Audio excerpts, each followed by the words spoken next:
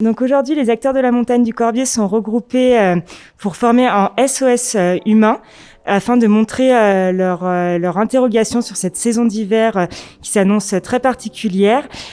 Pourquoi le SOS ? Car nous avons beaucoup d'interrogations, que ce soit de la part des acteurs de la montagne ou de nos vacanciers, sur la saison à venir et particulièrement sur cette fin d'année. Alors, le protocole mis en place par la station du Corbier, on a déjà un centre de dépistage Covid pour nos saisonniers, nos sociopros, conjointement mis en place avec le médecin de la station. Une protection sur toutes les parties contacts de la station par un film spécial. Des logements d'isolement sont réservés pour les gens qui seraient atteints par le Covid. Une forte sensibilisation de tous les intervenants de la station, une commission de crise qui est mise en place, qui se réunit toutes les semaines. Pour ce qui est de l'impact économique de la station, donc un gros impact financier et touristique.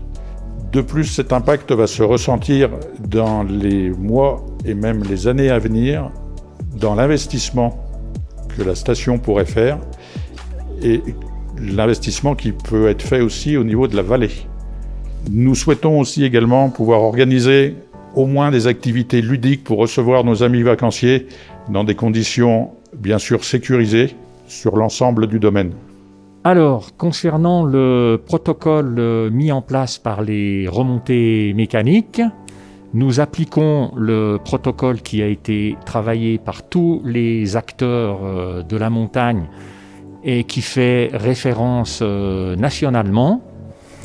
Entre autres, nous avons mis sur toutes les zones de contact des remontées mécaniques, les téléskis, les télésièges et autres, un film qui contient un produit qui est virucide, donc pour protéger nos clients et nos salariés, nous mettons à disposition du gel hydroalcoolique et bien entendu, tous nos salariés porteront le masque. À ce jour, ce qui est ferme, c'est que nos saisonniers seront tous mis en activité partielle à partir du 19 décembre, date d'ouverture du domaine skiable. Ça, c'est valable jusqu'au 31/12/2020. Ensuite, à partir du 1er janvier 2021, nous n'avons pas encore d'écrit officiel du ministère du Travail qui confirme que cette règle sera applicable, à savoir que nos saisonniers toucheront 84% du salaire net et il resterait à charge des entreprises 13%. Combien de personnes emploie l'ESF pendant la période de Noël ? C'est 55 moniteurs qui habituellement donc sont sur le terrain pendant cette période-là.